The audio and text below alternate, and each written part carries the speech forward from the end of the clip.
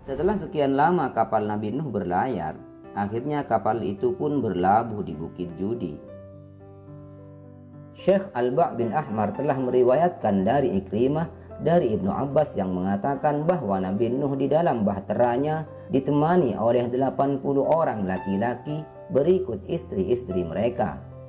Dan sesungguhnya mereka berada di dalam bahtera itu selama 150 hari. Dan sesungguhnya Allah mengarahkan bahtera ke Mekah, lalu tawaf di Baitullah selama 40 hari.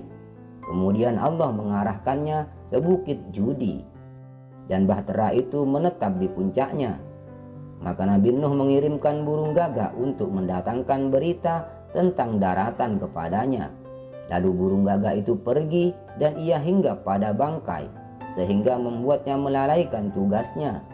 Kemudian Nabi Nuh mengirimkan burung merpati untuk mendatangkan berita yang sama. Maka burung merpati kembali dengan membawa daun pohon zaitun dan kedua kakinya berlumuran lumpur. Sejak saat itu Nabi Nuh tahu bahwa air telah surut. Imam Qatadah dan lainnya mengatakan bahwa mereka menaiki bahtera itu pada tanggal 10 Rajab. Lalu mereka berlayar selama 150 hari. Dan bahtera itu menetap di Bukit Judi selama 1 bulan, sedang mereka masih berada di dalamnya. Dan mereka baru keluar dari bahtera pada hari Asyura, yaitu tanggal 10 Muharram. Mengenai Gunung Judi, Imam Mujahid mengatakan bahwa Judi adalah nama sebuah bukit yang terletak di Jazirah Arab. Pada saat itu semua gunung saling meninggikan dirinya dari banjir agar tidak tenggelam. Tetapi Bukit Judi bertawaduk merendahkan dirinya kepada Allah. Karena itu ia tidak tenggelam dan bahtera Nuh berlabuh di atasnya.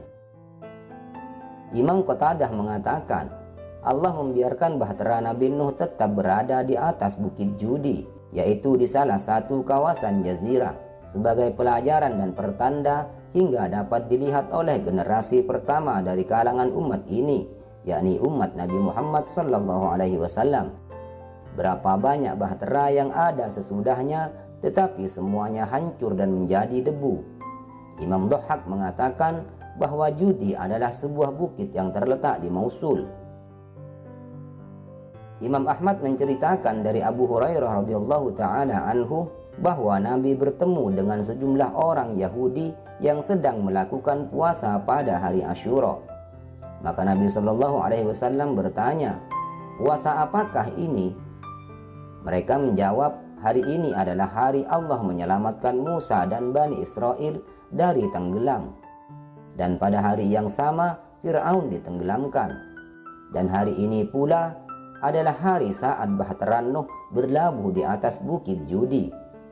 Maka Nuh dan Musa melakukan puasa pada hari ini sebagai ungkapan rasa syukurnya kepada Allah." Maka Nabi bersabda, "Aku lebih berhak terhadap Musa dan lebih berhak untuk melakukan puasa pada hari ini." Nabi SAW melakukan puasa pada hari itu, dan beliau bersabda kepada para sahabatnya, "Barang siapa yang pagi hari ini di antara kalian dalam keadaan berpuasa, hendaklah ia melanjutkan puasanya. Dan barang siapa yang telah menyantap sebagian dari makanan keluarganya, maka hendaklah ia melanjutkan harinya dengan puasa." Hadis ini gharib atau aneh bila ditinjau dari segi jalur ini. Tetapi sebagian darinya ada syahid atau hadis lain yang menguatkannya di dalam kitab Sahih. Sahabat sekalian yang dirahmati Allah, sebagai seorang ayah, Nabi Nuh masih memikirkan anaknya yang sempat berdialog dengannya sebelum ditenggelamkan. Ia tetap berpikir mengapa dia tidak diselamatkan oleh Allah, padahal Allah telah berjanji akan menyelamatkan keluarga Nabi Nuh sebagaimana dijanjikan pada surah Hud ayat 40. Nabi Nuh pun bertanya kepada Allah, "Ya Tuhanku, sesungguhnya anakku termasuk keluargaku, sedangkan Engkau telah menjanjikan kepadaku keselamatan untuk seluruh keluargaku. Dan janjimu adalah benar, tidak akan diingkari, dan Engkau adalah hakim yang seadil-adilnya. Lalu mengapa Engkau menenggelamkannya?" Lalu Allah menjawab, Hai Nuh, sesungguhnya dia bukanlah termasuk keluargamu yang telah aku janjikan keselamatan bagi mereka. Karena sesungguhnya aku hanya menjanjikan kepadamu keselamatan orang-orang yang beriman saja dari kalangan keluargamu. Karena itulah dalam ayat yang lain disebutkan oleh firman-Nya dalam surah Hud ayat 40 dan surat Al-Mu'minun ayat 27. Wa ahlaka illa man sabaqa alaihi al-qawlu minhum. Dan juga keluargamu, kecuali orang yang telah lebih dulu ditetapkan akan ditimpa azab di antara mereka, yang telah ditakdirkan harus ditenggelamkan karena kekafirannya dan menentang perintah ayahnya sebagai Nabi Allah. Allah berfirman, Qala ya Nuhu innahu laysa min ahlik, innahu amalun ghairu salih, fala tas'alni ma laysa laka bihi ilm, inni a'idhuka an takuna minal jahilin. Dia berfirman, wahai Nuh, sesungguhnya dia bukanlah termasuk keluargamu, karena perbuatannya sungguh tidak baik. Oleh karena itu, janganlah engkau memohon kepadaku sesuatu yang tidak engkau ketahui hakikatnya. Sesungguhnya aku menasihatimu agar engkau tidak termasuk orang-orang yang bodoh. Nabi Nuh pun tersadar dan segera meminta ampun kepada Allah dengan berkata, Qala rabbi inni a'udzu bika an as'alaka ma laysa li bihi ilm, wa illa taghfir li wa tarhamni akum minal khasirin. Nuh berkata, ya Tuhanku, sesungguhnya aku berlindung kepadamu untuk memohon sesuatu yang aku tidak mengetahui hakikatnya. Kalau engkau tidak mengampuniku dan tidak menaruh belas kasihan kepadaku, niscaya aku termasuk orang-orang yang merugi. Setelah semuanya selesai, maka Allah mempersilahkan Nabi Nuh dan semua pengikutnya agar segera turun dari kapal dengan firman-Nya, Qila ya Nuh uhbitu bisalamin minna wa barakatin alaika wa ala umamin mimman ma'ak wa umamun sanumatti'uhum thumma yamassuhum minna azabun alim. Dikatakan melalui wahyu, wahai Nuh, turunlah dari bahteramu dengan penuh keselamatan dari kami dan penuh keberkahan atasmu serta umat-umat mukmin yang bersamamu. Ada pula umat-umat kafir yang kami beri kesenangan dalam kehidupan dunia, kemudian mereka akan ditimpa azab dari kami yang sangat pedih. Diceritakan setelah keluar dari bahtera, Nabi Nuh kemudian membuat tempat penyembelihan hewan kurban. Ia lalu mengambil dari semua hewan dan burung halal untuk disembelih dalam rangka mendekatkan diri kepada Allah Subhanahu wa Ta'ala.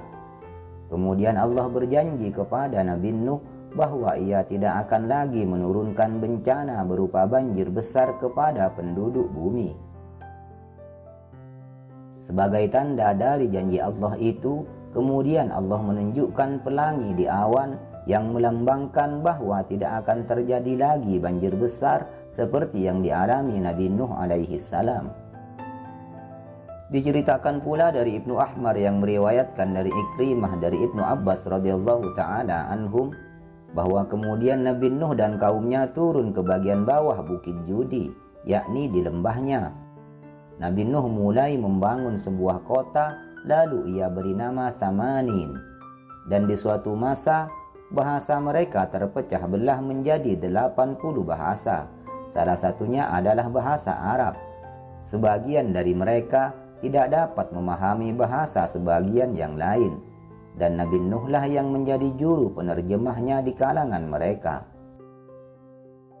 Sahabat sekalian yang dirahmati Allah, dari semua orang yang ikut dalam bahtera Nabi Nuh, tidak ada satupun yang memiliki keturunan kecuali dari keturunan Nabi Nuh alaihi salam, sehingga manusia yang ada sekarang hanya berasal dari keturunan Nabi Nuh.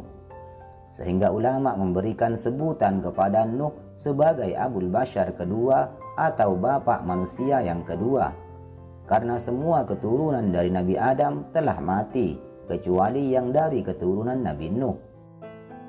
Allah Subhanahu wa taala berfirman dalam surah As-Saffat ayat 75 sampai 77. Walaqad nadana Nuhun falani'mal mujibun wa najjaynahu wa ahlahu minal karbil 'azim wa ja'alna dzurriyyatahu humul baqin. Sungguh Nuh benar-benar telah berdoa kepada kami, dan sungguh kamilah sebaik-baik yang memperkenankan doa. Kami telah menyelamatkan dia dan pengikutnya dari bencana yang besar. Kami menjadikan keturunannya orang-orang yang bertahan di bumi.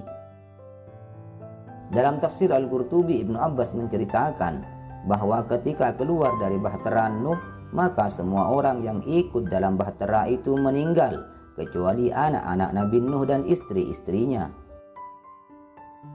Diriwayatkan dari Sa'id ibn Musayyab bahwa putra Nabi Nuh alaihi salam ada 3 orang, yaitu Sam, Ham, dan Yafith. Sam menurunkan bangsa Arab, bangsa Persia, dan bangsa Romawi, yaitu Romawi yang pertama, termasuk juga Yahudi dan Nasrani. Yafith menurunkan bangsa Saqalibah atau Sisilia, bangsa Turki, bangsa Lan, Khazar, serta Ya'juj dan Ma'juj. Sedangkan Ham menurunkan bangsa yang berkulit hitam, bangsa Kipti Mesir, Sudan, dan orang-orang barbar. Namun ada sebagian ulama tafsir yang tetap bersikukuh mengatakan tidak hanya keluarga Nuh yang memiliki keturunan, tapi juga dari orang-orang mukmin yang menjadi penumpang bahtera Nabi Nuh. Pendapat itu didasarkan pada ayat ketiga dari surah Al-Isra, Dzurriyyata man hamalna ma'a Nuh, yang artinya keturunan orang yang kami bawa bersama Nuh. Ayat ini menunjukkan bahwa orang-orang yang bersama Nuh juga memiliki keturunan. Ayat lain yang dijadikan pegangan adalah surat Hud ayat 48.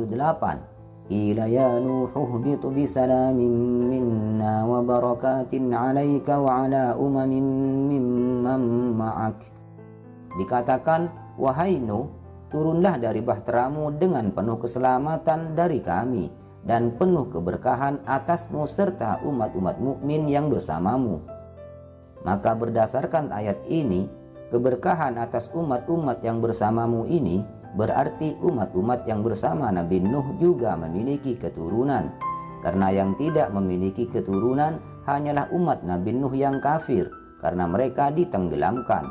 Wallahu a'lam bishawab. Sam bin Nuh kemudian tinggal di Yaman dan membuat benteng dengan 7 pintu. Namun kemudian pintu-pintu itu roboh dan hanya tersisa 1 pintu yang dikenal dengan Babul Yaman yang masih ada sampai saat ini. Sam inilah yang membangun kota pertama di sana yang bernama Son'a, yang ada sampai sekarang.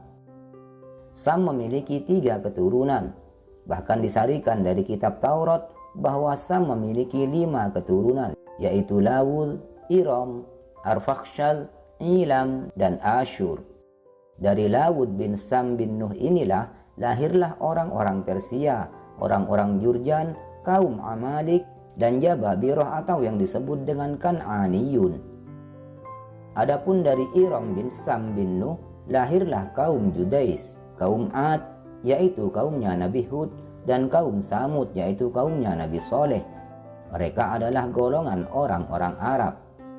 Lalu dari Arfakhshad bin Sam bin Nuh lahirlah Qainan, lalu memiliki anak bernama Shalikh, lalu memiliki anak Ghabir yang memiliki anak Falih.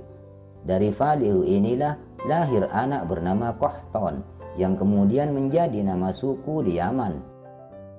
Bahkan dikatakan bahwa dari keturunan Qahtan inilah lahirlah Azar, yaitu ayah Nabi Ibrahim alaihissalam.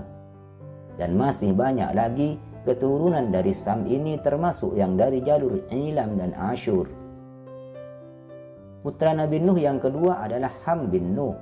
Ia tinggal di daerah Habasyah atau Ethiopia di benua Afrika. Ham bin Nuh memiliki 4 anak, yaitu Kush, Misraim, Fud, dan Kan'an. Dari keturunan Ham bin Nuh ini lahir kebanyakan orang-orang yang berkulit hitam. Menurut suatu riwayat, dikatakan bahwa Ham sempat melakukan hubungan dengan istrinya ketika berada di dalam bahtera Nabi Nuh. Lalu Nabi Nuh mendoakan agar spermanya menjadi keruh. Makanya dari keturunan Ham ini banyak yang berkulit hitam. Dari keturunan Ham bin Nuh ini lahirlah Sudan, Libya, Mesir, termasuk Namrud, raja yang zalim di zaman Nabi Ibrahim itu juga merupakan keturunan dari Ham bin Nuh. Lalu putra Nabi Nuh yang ketiga yaitu Yafith. Yafith memiliki 6 putra, yaitu Kumar atau Jumar atau Umar, Yunan atau Yafan, Majuj, Tubal atau Kutubal, Masyih atau Kasyih, dan Tubrosh. Dikatakan dalam satu riwayat bahwa Yafith inilah yang memiliki paling banyak keturunan. Dari keturunan Yafith inilah lahirlah bangsa Mongol dan raja-raja Persia. Dan darinya pula lahir orang-orang Asia serta Ya'juj dan Ma'juj. Dan masih banyak lagi yang menyebar di seluruh dunia. Begitulah kisah manusia dari sejak zaman Nabi Nuh sampai manusia yang ada pada saat ini merupakan keturunan dari salah satu putra Nabi Nuh yaitu Sam, Ham, dan Yafith. Para ulama berbeda pendapat mengenai umur Nabi Nuh. Disebutkan dalam kitab tafsir Al-Qurtubi, Imam Qatadah mengatakan sebelum menjadi nabi, Nuh hidup di tengah kaumnya selama 300 tahun, lalu berdakwah selama 300 tahun, dan hidup setelah peristiwa banjir selama 350 tahun, sehingga umur Nabi Nuh mencapai 950 tahun sampai ia wafat. Ibnu Abbas mengatakan bahwa Nabi Nuh diutus menjadi nabi pada umur 40 tahun dan hidup bersama kaumnya selama 950 tahun. Lalu hidup setelah peristiwa banjir selama 60 tahun sampai manusia banyak dan menyebar. Dan disebutkan dari Ibnu Abbas pula bahwa Nabi Nuh diutus menjadi nabi pada umur 52 tahun dan hidup di tengah kaumnya selama 950 tahun dan hidup setelah peristiwa banjir selama 200 tahun. Wahab bin Munabbih mengatakan Nabi Nuh berumur 1400 tahun. Ka'bul Akhbar mengatakan bahwa Nuh hidup di tengah kaumnya selama 950 tahun dan hidup setelah banjir selama 70 tahun, sehingga umur Nabi Nuh adalah 1020 tahun. Aun bin Shaddad mengatakan bahwa Nabi Nuh diutus menjadi nabi pada umur 350 tahun. Kemudian hidup bersama kaumnya selama 950 tahun dan masih hidup setelah banjir selama 350 tahun, sehingga umur Nabi Nuh mencapai 1650 tahun. Imam Hasan al-Basri mengatakan, ketika malaikat maut datang kepada Nabi Nuh untuk mencabut nyawanya, malaikat maut bertanya, "Wahai Nuh, berapa lama kamu hidup di dunia ini?" Nabi Nuh menjawab, "Aku hidup selama 300 tahun sebelum diutus, 950 tahun bersama kaumku, dan 350 tahun setelah banjir." "Menurutmu seperti apa kehidupan di dunia ini?" tanya malaikat maut. Nabi Nuh pun menjawab, "Dunia ini tidak ubahnya seperti rumah yang memiliki 2 pintu. Aku masuk dari pintu yang ini dan keluar dari pintu yang ini." Diriwayatkan dari Sayyidina Anas radhiyallahu taala anhu, Nabi bersabda, ketika Nuh diutus kepada kaumnya, ia berumur 250 tahun. Kemudian ia hidup bersama kaumnya selama 950 tahun dan hidup setelah banjir selama 250 tahun. Ketika malaikat maut datang kepadanya, ia berkata, "Wahai Nuh, wahai Nabi yang paling tua, wahai Nabi yang panjang umurnya, wahai Nabi yang doanya mustajab, bagaimana engkau melihat dunia ini?" Nuh menjawab, "Seperti seorang yang membangun rumah, yang padanya terdapat 2 pintu. Maka orang itu masuk dari satu pintu dan keluar dari pintu lainnya." Itulah perbedaan pendapat dari para ulama tentang berapa lama Nabi Nuh hidup di dunia ini. Wallahu a'lam bissawab. Sahabat sekalian yang dirahmati Allah Subhanahu wa taala, sebelum wafat Nabi Nuh berwasiat kepada putranya dengan dua wasiat yang masyhur. Nabi Nuh berkata, "Sesungguhnya aku akan mengutarakan kepadamu wasiat berikut ini. Aku perintahkan kamu berdua untuk mengerjakan dua perkara dan aku larang kamu melakukan dua perkara lainnya. Aku larang kalian mempersekutukan Allah dan takabur, dan aku perintahkan kamu berdua membaca kalimah la ilaha illallah, karena sesungguhnya langit dan bumi serta semua yang ada di antara keduanya, jika engkau letakkan pada satu sisi timbangan, lalu di sisi lainnya diletakkan kalimat la ilaha illallah, tentunya kalimat itu lebih berat. Dan seandainya langit dan bumi keduanya dijadikan satu, lalu diletakkan padanya kalimat la ilaha illallah, niscaya kalimat itu akan memotongnya dan membuatnya terbelah. Dan aku perintahkan kamu berdua membaca subhanallah wa bihamdih, maha suci Allah, dan dengan memuji kepadanya. Karena sesungguhnya kalimat ini merupakan doa semua makhluk, dan karena kalimat itu semua makhluk mendapat rizkinya." Kemudian Nabi Nuh alaihi salam menasihatinya, "Peliharalah ibadah kepada Allah, niscaya Dia akan memeliharamu, dan peliharalah ibadah kepada Allah, niscaya kamu jumpai Dia berada di hadapanmu. Kenalilah Allah di masa sukamu, niscaya Dia akan mengenalimu di masa dukamu. Apabila kamu meminta, mintalah kepada Allah, dan apabila meminta pertolongan, mintalah pertolongan kepada Allah. Dan ketahuilah bahwa seandainya suatu bangsa bergabung untuk menimpakan bahaya kepadamu dengan sesuatu yang tidak ditakdirkan oleh Allah atas dirimu, niscaya mereka tidak dapat membahayakanmu. Dan seandainya mereka bergabung untuk memberikan manfaat kepadamu dengan sesuatu yang tidak ditakdirkan oleh Allah untukmu, niscaya mereka tidak akan dapat memberimu manfaat. Semua lembaran telah kering dan kolam telah diangkat. Dan beramallah kepada Allah dengan sebaik-baiknya sebagai ungkapan rasa syukur. Dan ketahuilah bahwa sesungguhnya bersabar dalam menghadapi apa yang tidak kamu sukai mengandung kebaikan yang banyak. Dan sesungguhnya pertolongan Allah itu diperoleh dengan kesabaran. Dan sesungguhnya setelah penderitaan itu ada jalan keluar. Dan sesungguhnya sesudah kesulitan itu ada kemudahan. Keterangan ini dikutip dari kitab Sunan An-Nasa'i, Syarah Jalaluddin As-Suyuti, As-Sunanul Kubra Imam Baihaqi, Sahih Tirmidzi, Syarah Ibnu Arabi Al-Maliki, Tafsir Ibnu Katsir juz 4 halaman 54, dan Tafsir Baydawi juz 5 halaman 207.